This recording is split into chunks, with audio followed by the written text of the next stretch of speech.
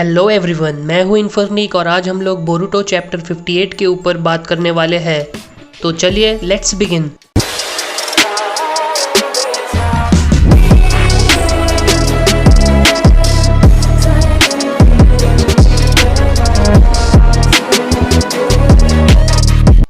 Naruto Boruto को Amado ने दी हुई दवाई के बारे में बताता है। प्रीवियस चैप्टर 57 में अमाडो ने नारुतो को बताया था कि ये दवाई उसने ओत्सुत्सुकी से लड़ने में मदद करने के लिए बनाई थी, क्योंकि ये दवाई सीधा ब्याकुगान को अफेक्ट कर सकती थी। अमाडो के हिसाब से इनका इस्तेमाल ओत्सुत्सुकी रीइंकार्नेशन को स्लो करने के लिए भी किया जा सकता है। बोरुटो ये नारुतो से सुनकर थोड़ा चौंक जाता है। नारुतो इस दवाई के साइड इफेक्ट्स बताते हुए कहता है कि वो बोरुटो को ये दवाई लेने के लिए फोर्स नहीं करेगा, बट उतने में ही बोरुटो बिना कुछ सोचे दवाई खा लेता है और बोलता है कि इसे कितनी बार लेना है, इसे बिना पानी के ले सकते हैं और इसका कोई टेस्ट भी नहीं है।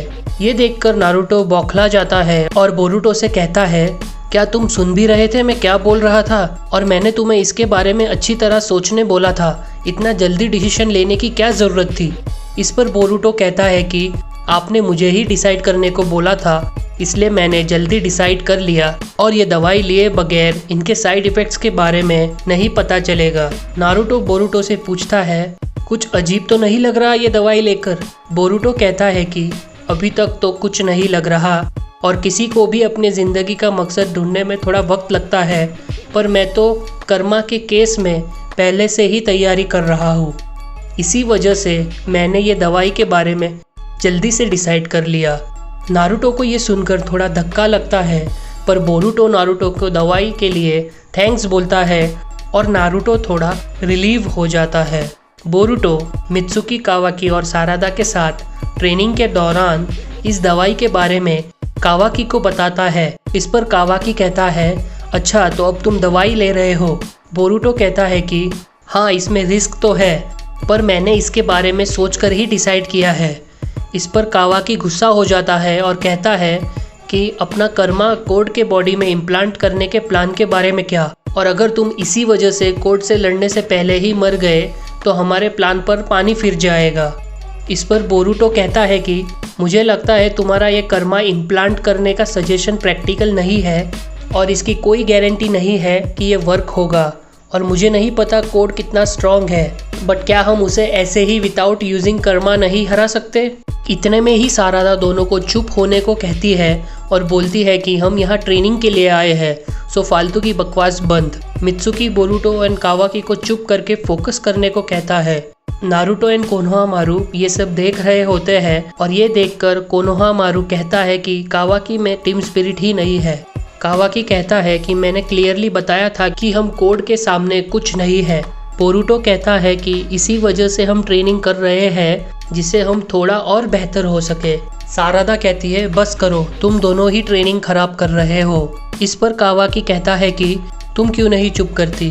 सारादा कहती है, चक्रा कंट्रोल की ट्रेनिंग इम्पॉर्टेंट है और तुम एक न्यूबी होकर ऑर्डर्स क्यों दे रहे हो? इस पर कावाकी कहता है, देख, बेसिक्स की ट्रेनिंग करना अच्छा है, बट तुम्हें क्या लगता है ये करके हम कोड को कितने सालों में हरा सकते हैं? 5 या 10? अच्छा मजाक है। बोरुटो कावाकी को कहता है कि क्या तुम शिनोबी ट्रेनिंग करना नहीं चाहते? मुझे तुम्हें बताने की ज़रूरत नहीं है कि ट्रेनिंग का आइडिया तुम्हारा ही था। कावाकी कहता है, ये ट्रेनिंग मेथड एफिशिएंट नहीं है और इस तरह से स्ट्रांग होने में हमें सालों लग जाएंगे। मित्सुकी कावाकी को पूछता है, फिर तुम क्या सजेस्ट करते हो? कावाकी कहता है, मैं इससे कुछ आसान करना चाहता हूँ जो मुझे लगता है तुम्हें भी पसंद आएगा। ये बोलकर कावाकी मित्सुकी पर हमला कर देता है, पर मित्सुकी उसे डॉज कर लेता है और बोरुटो शॉक होकर कावाकी को बोलता है कि ये क्या है। मित्सुकी कावाकी से कहता है कि तुम लड़कर ट्रेन होने की बात कर रहे हो। कोनोहामारू बीच में कूदने ही वाला होता है, बट नारुतो उसे रोककर सिर्फ देखने को कहता है। सारादा बोलती है, खुद डिसीजन लेना बंद करो, और क्या तुम भूल गए कि ये टीम की कैप्टन मैं हूँ? कावाकी अपने पास्ट को याद करते हुए बोलता है कि हर दिन बहुत बुरा था, मैं विश करता था कि मैं मर जाऊँ, बट वो भी मुमकिन नहीं था, और इवेंचुअली मुझे लगा कि मुझे स्ट्रेंथ चाहिए जिससे मैं जिगेन को मार सकूं। पर जब मेरे स्किल्स इम्प्रूव होने लगे तब मुझे लगा जिगेन के मेथड्स सही थे, फिर भले ही जिगेन एक बास्टर्ड था। मित्सुकी एंड कावाकी लड़ने लगते हैं और सारादा बोलती है कि क्या फालतू लॉजिक है और क्या तुम इतने पागल हो। कावाकी बोलता है बकवास बंद करो और अटैक करो, एनिमीज वेट नहीं करते। सारादा कहती है कि वो नाराज़ है और कावाकी ये रिग्रेट करेगा बोल के हमला कर देती है। कावाकी वो अटैक डॉज करके सारादा पर पीछे से हमला करने ही वाला होता है, पर बोरुटो बीच में आकर अटैक डिफेंड कर लेता है। बोरुटो कावाकी को रुकने का बोलता है और कहता है कि ये तुम क्या कर रहे हो।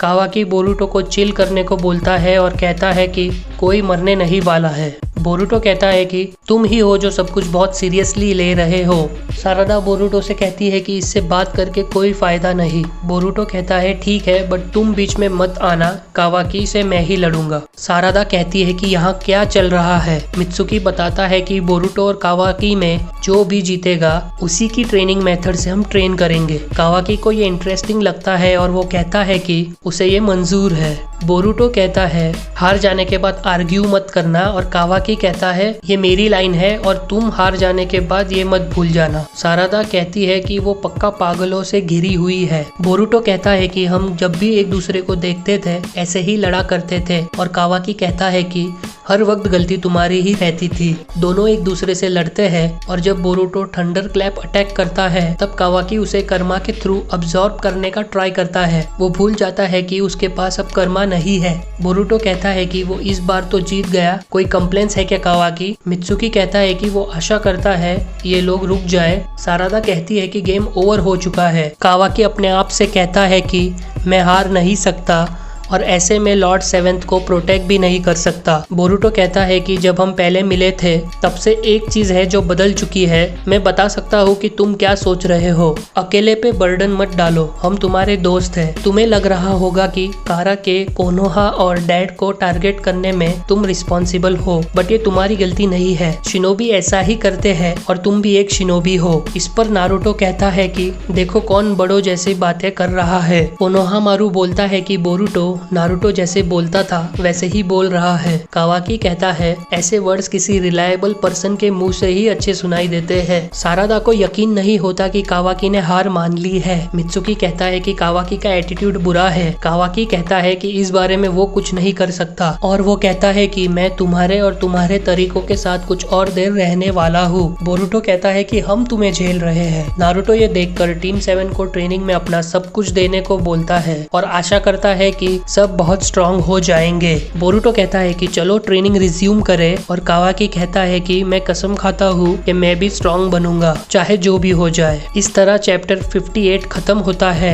अगर इस चैप्टर को समराइज करें तो टीम 7 और कावाकी कोड को हराने के लिए ट्रेन करते हैं, क्योंकि कावाकी और अमाडो के अनुसार कोड बहुत ही स्ट्रांग है। इनफैक्ट वो जिगेन से भी स्ट्रांग है, बट कोड की मर्जी से अमाडो ने कोड में एक लिमिटर लगाया है जिससे उसकी पावर को कंट्रोल कर सके। अगर ये कंट्रोलर हटा दिया जाए तो कोड जिगेन से भी स्ट्रांग है। तो चलिए आज के लिए बस इतना ही। अगर आपको ये वीडियो अच्छी लगी तो लाइक करो, शेयर करो और आगे ऐसे ही वीडियोस देखने के लिए चैनल को सब्सक्राइब करो। Thanks for watching. See you in the next video.